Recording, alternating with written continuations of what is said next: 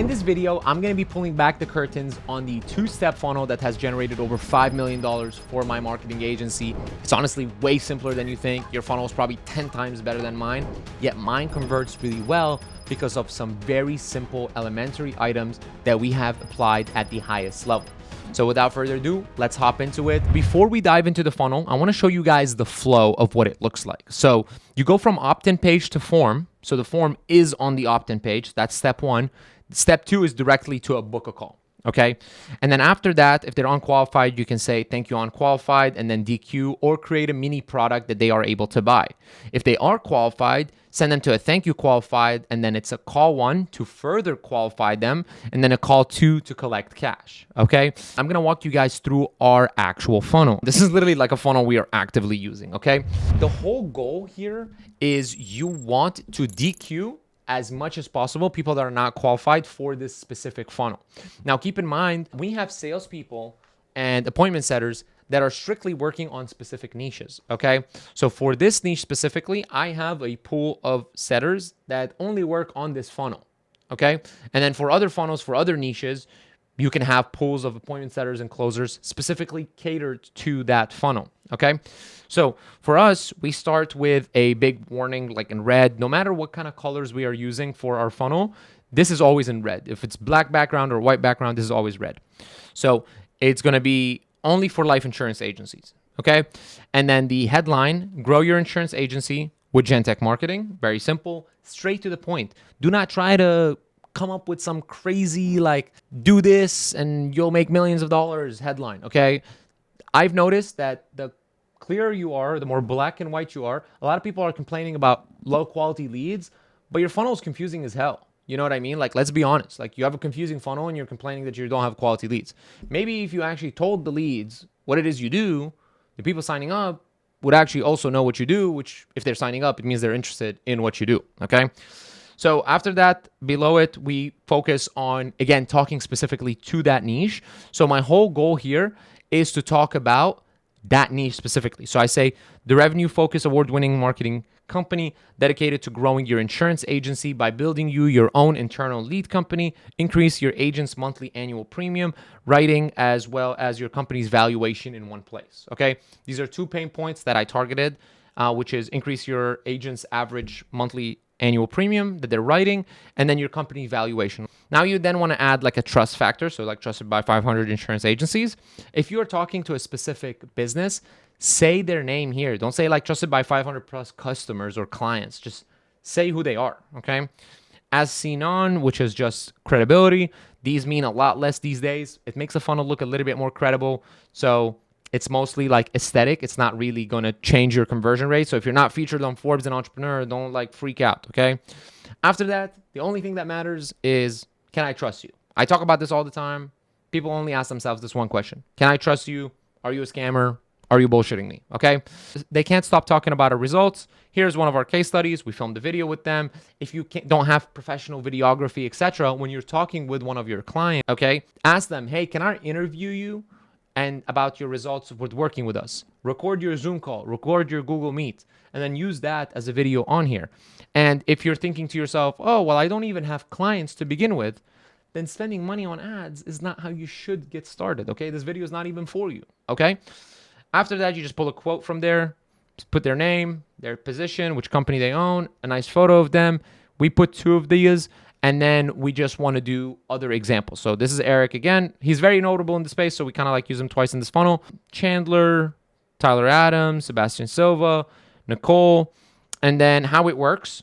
This part is not that important. Honestly, we've ran the funnel with or without it. Before and after, I think that this is one of the most important parts of this funnel. I know it's very simple and a lot of people may overlook it, but people that are actively feeling the pain that you solve, when they see these things right here, they're like, damn, like I am buying low converting leads. My leads are not compliant. Maybe I will get sued one day.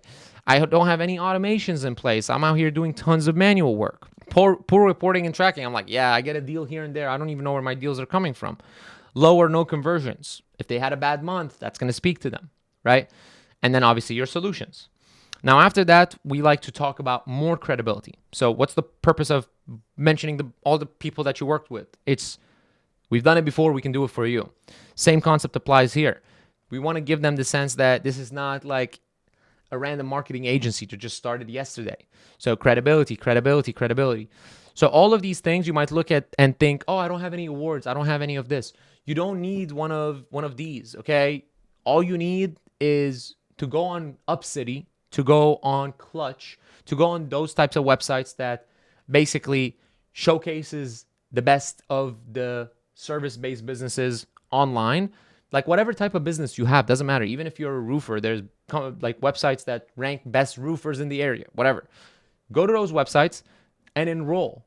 Like literally just create an account and get some reviews. A lot of these, like the local excellence that we got in 2022, I'm not even kidding. We just created our account and we got that, okay?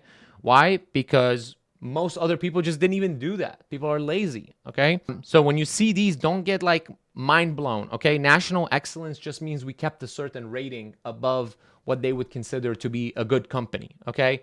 So all of these obviously take time to like add to your funnel, but create the accounts. It's not that complicated. We've gotten these every single year since then, but I'm not gonna put like 20 of these, okay? So we just kind of put like 6 just to use, and that's pretty much it. After that, you want to click on apply and you want to create a survey style form. A lot of people here, they make the mistake of putting a regular form. You want to put a survey style form. So the only reason you want to do a survey rather than a form is to create routing logic. So remember on this page here how we said form and then qualified and unqualified? For us, if they say they're an agency owner, it's going to ask them how many agents do you have? So niche specific questions, how much AP is your team writing? How many leads are you looking to generate in the next 30 days? And give me your website. And then we ask them for name, phone number, email. But if they said that they are an agent, they're not qualified to us most of the time. There are like unicorn agents, but mostly everybody is not qualified. Now, when they say next, it's going to take them directly to full name, email, phone number. And after this page, they both get taken to their dedicated booking page. So after they click submit, whether they're an agent or not an agent, doesn't really matter to me, they get taken to one of these pages. So these 2 pages are exactly identical. The only difference is that this form and this form are 2 different forms, even though they look identical. So the questions on the form are identical. They're literally exactly the same. But the form ID is different, which means I can route them to different teams. So I have a team knowing that someone is coming in as unqualified, and their goal is not to sell them a high ticket product, but sell them a lower downsell product. After they book a call, if someone is qualified, I send them to a thank you page to prep them for the meeting. Okay. So congratulations. Your appointment with Gentech Marketing is secure. Whatever it may be, important to ensure we hold your spot. Please confirm the appointment by replying to this email or when we contact you. The reason we want them to confirm it is not so that we actually get them to do something. I know a lot of people say that, but really the reason we want to confirm it is because, I don't know if you guys know this, but if someone confirms the appointment with you, your emails no longer go to spam. So we want to keep emailing them. Okay, that's kind of like the goal here. Now, if they come in as unqualified, what we want to do is we want to send them to this. So thank you. Based on your answers, we may not be the best fit to help you one-on-one, but don't leave empty-handed, etc. We also have this like course that you can do. But if you're serious, read on. And then let's be real, this course isn't for every agent. If you're looking for a magic button, a cheap lead list, or some old recycled advice, you'll find it in Facebook groups. This is not for you. But if you're the type of agents who is sick of getting burned by lead vendors and marketing agencies, wants to generate their own leads on demand, is committed to whatever, and then you can send them down your other side of the funnel. The booking page for unqualified is not required. A lot of people would just do something like this, which is also viable. We do have a page for the unqualified to book them because we are building that sales team. Okay. So what I want them to do is I also want them to get into the call knowing they are unqualified, which is the reason I want them to do that is because when they go into the first page, they're like, oh my God, this marketing company is going to do everything for me. I want them to know that we are not going to be doing that. So I don't want them to come into the call with the wrong expectations. So I'm trying to set proper expectations from the start so that my sales team is not out here trying to sell the fact that they can do it themselves, but more so selling the fact that this is the right way to do it if you are going to do it yourself. I don't want them to be going back and forth about but I thought you guys are going to do it for me versus no, you have to do it yourself. Okay. So I know it's a very simple funnel, but honestly, the actual material inside it is what is important. If you don't have testimonials, if you don't have case studies, make them. I can't stress that enough. I have a lot of my friends that are in the marketing space that are having trouble with, let's say, generating leads or closing deals or whatever it may be. And I tell them, hey, like, how many testimonials do you have on your landing page? None. I just have my offer. Of course, you're not going to get appointments, bro. Like, do you buy something that you haven't seen someone else say good things about? No. Okay. So what you want to do is you want to extract those. And like I said, figure out a way how to get them. If you have a client that is doing okay, they're not crushing it, they're not absolutely case study level, write a case study about the good parts of their results. So if they're not crushing it and making millions of dollars, write a case study about how many impressions they got, how many leads they got, how many clicks they got, right? To someone that sucks at sales, if they're getting tons of leads and they suck at sales, to them, their results are going to be bad. But that same lead count in someone else's hands might be worth a lot more money. So someone reading that case study or watching that video about that case study might think to themselves, oh my God, I'm much better at selling than this person. If I had Christian on my team, I could be generating X amount of leads and I could be selling X amount more than I do. Okay. So again, what you guys want to do is you want to talk about testimonials, case studies, but also don't overdo it.